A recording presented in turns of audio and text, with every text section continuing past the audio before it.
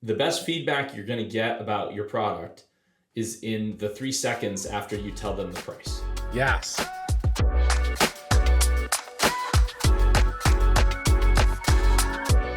Hello, this is Michael with Harj and Brad. Welcome to Inside the Group Partners Lounge.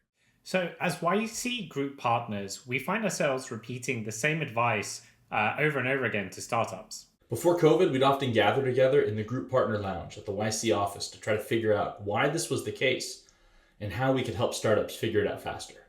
But now that we're online, we're going to do it in front of all of you. So the topic we're going to talk about today is startups that, for whatever reason, refuse to charge their users. Set this up for us, Brad. What's going on here? All right, so every batch, we have a lot of new startups come in. And one of the most common pieces of advice that we give over and over and over again to the founders is, it's time to start charging, or let's start asking for money for your product. And without fail, that can stress some people out and create friction. And some people have already been charging something. Maybe they've done some pilots. Some people are far from it, and it's the first time they've ever thought about asking for money. But it's something every batch, without fail, we have to say over and over and over again to the startups. Michael, Harj, why are we having to say that so often? What are some of the reasons why people have talked themselves into not charging? I mean, I think one reason is we push people to go out and, hey, like, you need to get feedback, you need to get users, you need to get, real feedback. And it seems like it's easier to do that if you don't charge, because you can, get people using it immediately and giving you feedback. And so I think founders often just optimize for that. They're like optimizing for feedback over revenue. Yeah, I also think that founders have this weird sense that there's no redos. And so, oftentimes they'll come up with some reason where it's like, oh, well, I don't know exactly how to price my product yet. And there's no way that I can go out to the market with this price and then change it. It's like, really? There's no way you could do that? But in their minds, they're like, oh no, my customers would kill me if I went out with one price and then changed the price. So I'm going to wait until I find the right price to go out with. I think perfectionism is just a huge factor here. And to your point, every week you can change your pricing. If you look at some of the most successful startups, they have new pricing all the time, right? They're always testing it, just like they're testing the features in their app. The price that you ask for is just as dynamic oftentimes. And so you don't have to get it right from day one. In fact, it's pretty common, I think, in office hours for us to just pick a number out of thin air and say, there's your price. Right there, that's what you're going to start charging tonight. And we see that look of fear on people's faces in the office hour, but it gets them out the door and gets them moving so that they can start figuring out if people will pay anything for their product, which is a really important box to check. I remember Drew from Dropbox coming to speak at a YC dinner once, and someone asked him about pricing, how do you decide? And I think at the time Dropbox was $9.99 a month or something. He's like, how do you decide it was $9.99 a month? And he kind of just smiled, and he's like, I just picked it out of thin air, a reasonable number. And he's like, we've done the analysis, and I might have cost us hundreds of millions of dollars of revenue. We don't really know, but it was fine. The point was to pick something reasonable that got them up and running, and then they could do the pricing optimizations when they're worth billions of dollars. I love that because, talk about a multi-billion dollar company where the price was set because, it felt right. Good enough for Drew. It's probably good enough for you. And let Drew keep moving, right? And yes. Let them keep moving forward with the company, and they didn't get hung up over it. The thing that I find myself repeating a lot in office hours, especially during a batch, is when a founder's like, we've got to get the price perfect because we can never change it. It's like, well, think of it this way. You can always grandfather users in. You can, whatever your current users are today, you can always keep them on that plan and raise the prices for new users. And if you're confident and if things go well, the users you have today should hopefully represent a small fraction of the users you'll have in 6 months or a year, right? And so it's not uncommon to actually find some of the most successful companies who have these early users that are on some like ancient pricing plan from years ago.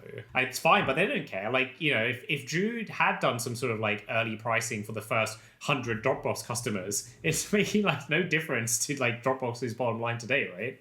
In fact, I think he did. It took me a very long time to pay for Dropbox. Yeah, there's probably 100 people out there on $7.99 a month.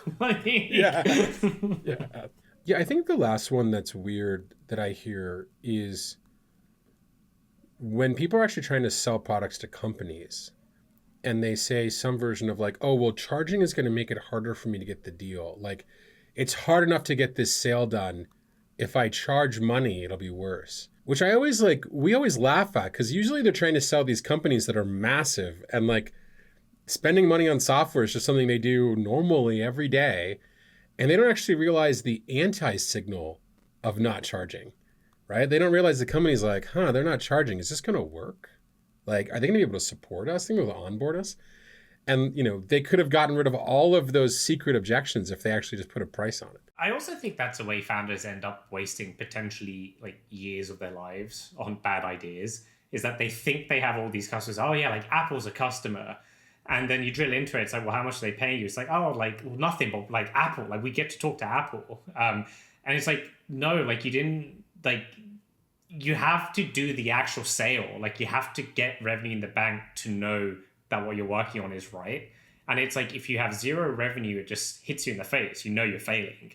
But I think that's like one of these things where you feel like it's such a easy temptation. Like I've got customers, I'm sure it's Apple, so we'll make millions of dollars from them in a few years. But for now, let's just like kind of keep them using it.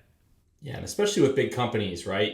You're trying to prove that you can change behavior at the company, and that your champion or the person that is in charge of the deal on the other side will spend some capital, whether political capital, financial capital, something out of their budget, and actually put some skin in the game to use your product. And if you're just selling free pilots, you know, you're not really proving that much. Yeah, there's this kind of core assumption that for a product that should be paid, if it's free, you can still learn. And it's like, it's pretty obvious you learn a lot more from people who are paying for your product than people who are using it for free. The best feedback you're going to get about your product is in the 3 seconds after you tell them the price. And the facial expression that they make or the tone of voice that they use, that's often the most honest reaction you're going to get about your product. So let's talk about the other side, though. Let's play the devil's advocate for a second. There are business models where free is a core component. Like, you know, companies we funded, like GitLab, open core model. Like we want people to adopt our open source software, and then we'll upsell them later. Isn't that going against what we're talking about? So to some extent, yes. I think the difference there, though, is that there's a plan, and everything is still being tracked, right? Some of the examples we talked about before, where people are selling free pilots to big companies, or they're just not charging for their product, they're basically kind of like giving up on the commercial side of things. But with the open core companies, they know exactly what they're trying to get. They're trying to get a certain level of adoption from developers who they can then later sell, an enterprise support plan or something like that to. So usually the open core companies are actually very sophisticated about this and know exactly what they're looking for when they're going out there and getting these quote unquote free users. All right, well then put open core aside. What about the Slack strategy? Like almost no one I knew back in the day who was using Slack was paying, and that seemed to work out. Like, what do you think, Harj? What was the play there? Yeah, I think Slack falls under sort of the freemium business model, which I think is a completely legit good model, right? Like the idea is, hey, like we start out with a basic version of the product, we make it free, we get people using it.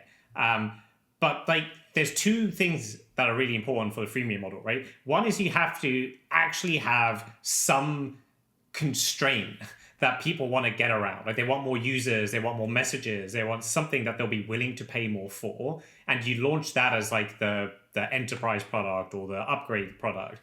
And the two, as a founder, you have to have the discipline to track whether your free users are converting into paid users and over what time frame, right? So like if I'm doing office hours and a founder says to me, look, we're starting with a free product, but like we expect people to upgrade within 2 weeks, and we expect they're going to upgrade when they need like an extra seat or extra storage or something, and we're like tracking that and seeing if that works. So I'm like, okay, cool, that sounds great. But if a founder's like, hey, we're actually giving the product away for free, and we think people will pay for it at some point, and like we'll see how it goes. Like that's what worries me, because those founders just keep building and building and increasing the product surface area without ever charging more.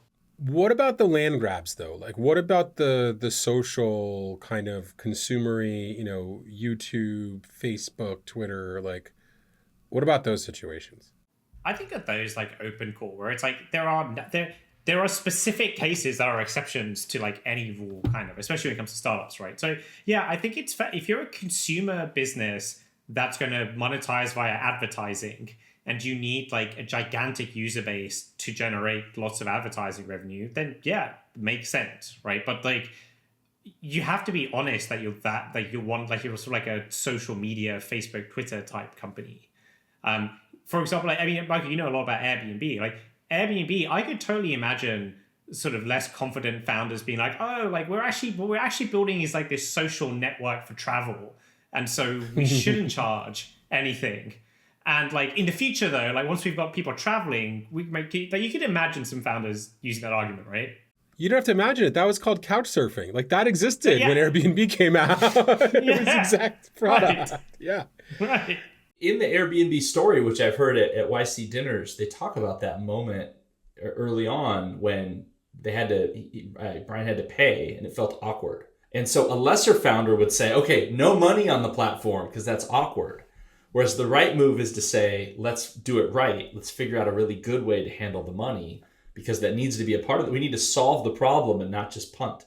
So we've gone through the devil's advocate position. Brad, finish us off. Like, what's the core takeaway here for founders? So I think it's okay to be free in certain cases where there is a structured, intentional plan and path to getting paid. Right? We talked about freemium. We talked about open core. We talked about like a large consumer ad-supported business. Sometimes you have to go get a lot of free users before you can start making a lot of money.